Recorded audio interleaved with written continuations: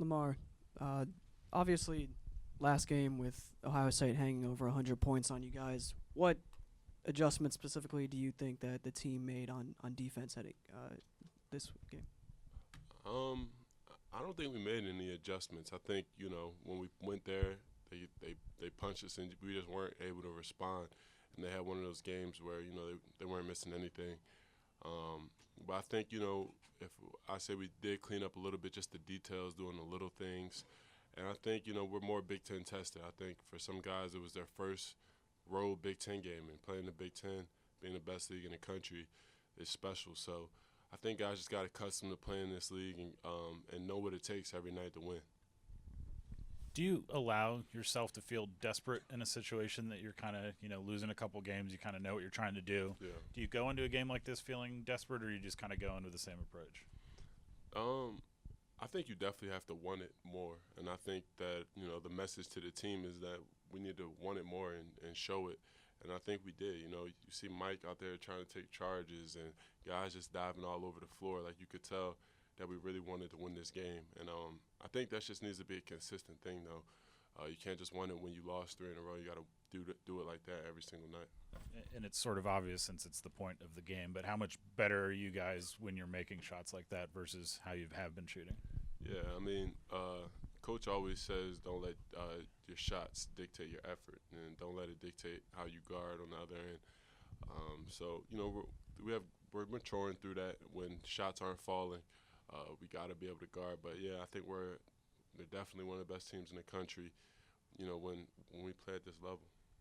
Lamar, for all the heights that the team reached in the first third of the season, it seems like after 3 losses, all of a sudden people outside the program kind of act like the sky is falling. Yeah. For someone in the program, how are you able to – is that something that frustrates you, or is it something that you just completely tune out? I mean, just a little frustration, I think. But at the end of the day, I'm staying within this team. And, we're going to keep our own talks going, our own motivation. We know what's going on inside these walls. So we try to stay within each other. But I know this team isn't like other teams. So when, people refer back to that, I know being here for 4 years that this team isn't like any team that's been here before. So I'm confident that we're going to respond, and I just knew it was just a matter of time. Lamar, aside from breaking a losing streak or what it may do for resumes down the road, this was the biggest crowd you guys had since 2011. So what did it mean from that respect to give them a show and win a game, in terms of hoping to get them back? Yeah, it's huge. I think only 6 Big Ten teams have won on the road. So every time people come in here to come to Happy Valley, we need to make sure that, it's not easy from all aspects. And the crowd was great tonight. And they really, you could tell they really got to some of their players. And because, there are some guys missing free throws and stuff like that. So it was definitely huge for us and just as a team. It just gives us that extra energy boost, that extra confidence to just go out and play hard for our fans. Lamar, you know Seth as well as anyone on this team. Yeah. What has he kind of brought to the team since he's been inserted in the starting lineup, offensively and defensively? Yeah, I mean, he's a guy that could guard multiple positions. He just plays so hard. Being a freshman, he has a Big Ten ready body, so he's able to come in and just impact game rebounding, and he can shoot. So he's a super confident kid, and he stepped up in big situations. Coach put him, a freshman, in a tough spot, starting the first game in Minnesota, and he just stepped up and just did what he does, and he's a special kid. I haven't met many freshmen that just are as confident or as ready when his number is called. Did he come to you, or did you go to him when he found out he was going to be starting these 2 games, or did you give him any advice on getting his first college start? Honestly, I knew I didn't have to. Like, he is a confident person. In practice, you could tell he's confident. Just as a person, he is, and I've always known that. So I knew whether he played or didn't play, whenever his number is called, he was going to be ready.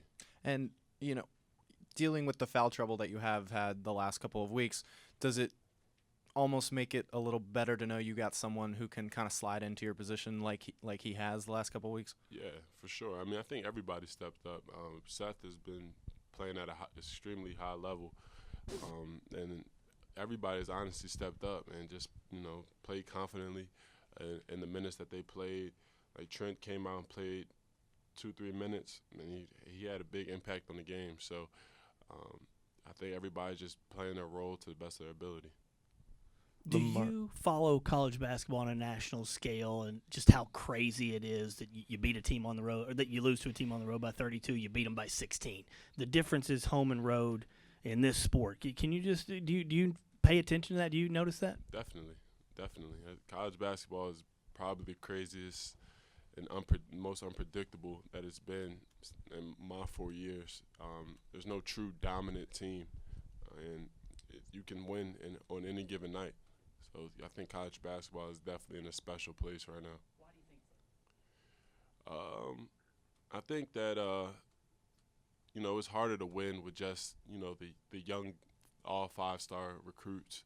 I think it's proven that now you need older guys, guys that stick around, and the senior-led teams are the ones that are usually the most successful, most consistent early on.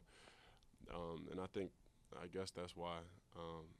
And it's just a good balance in college basketball right now. Lamar, obviously, you were still able to have a pretty big impact on the game despite the foul trouble. I'm kind of just wondering what your process is mentally for dealing with the foul trouble. It doesn't seem like that's always, an easy thing. It's just to be a good teammate, honestly. Do whatever to just become a cheerleader now because I can't play. So I just want to cheer my guys on and let them know that I'm supporting them and try to be a coach, cheerleader, whatever is needed. And just be the guy that's, there to support them and do whatever it takes to get the win. Lamar, we talked about the defense a little earlier, and Pat has been a guy since he's gotten here who's kind of hung his hat on, his team's playing, good aggressive defense. What is he like, in the locker room after a win like today, where you hold a team like Ohio State, who's one of the best, 3-point shooting teams in the Big Ten, but you hold them to 34% from the field? Well, today we put on the song "Ain't No Stopping Us Now." We did a dance line, and he started it. That's how he was today. And but Coach has been great, honestly, all year. He's been really receptive and listening to us and the rest of the staff, and just always trying to find ways to make stuff easier for us to understand. And I think we're in a great spot right now from relationships from player and coaches. He's definitely a player coach, and we do stuff that is comfortable for us and most effective, and it's not just a dictatorship. He really listens to everybody, so I think that's special. You don't see that a lot with college coaches. Lamar, you mentioned that you didn't really have to talk to Seth about, stepping into the starting lineup. But on the flip side of that, Miles and Mike both go to the bench as a result. Yeah. Do you have conversations with those guys, especially considering so much of what they do is predicated on confidence? Yeah, I didn't have a conversation with them. I actually talked to Miles a little bit, but I think just that the fact that they're doing it and still being able to come out and play hard and not just being about themselves is just a true testament to how selfless they are. They didn't have their heads down when they found out they weren't starting. They just accepted their role and understood they're doing what's best for the team or what coach believes is best for the team, and they responded. They came out and played hard every night, and that's just a true testament to them as people. It's just not about them; it's about the whole. One more. What did you think of John's play tonight, stepping in for Mike? Oh, he played great, and that dunk he had was monstrous. I thought he defended well against Wesson, made things hard on him. John's been a great person for us to come in and just be consistent, give out hard effort, play solid defense, good ball screen defense, and score when he gets the ball. Lamar, one more question here. How big is that 1,000 career points against Big Ten competition? The Big Ten is a little bit different. I've heard from a few other people that it's just different competition. And whenever you go out there on the court, it just means something different. It's a little harder, a little chippier. What does it say about your style play or about you as a player that you are able to go out there and score 1,000 against Big Ten? Yeah, I mean, it's a blessing, just to be able to play in this league so long, be able to have the ability to play every night against great teams. And I'm honored. But that's a cool milestone. But I'm more worried about the team, just getting these wins and preparing to go on a great run.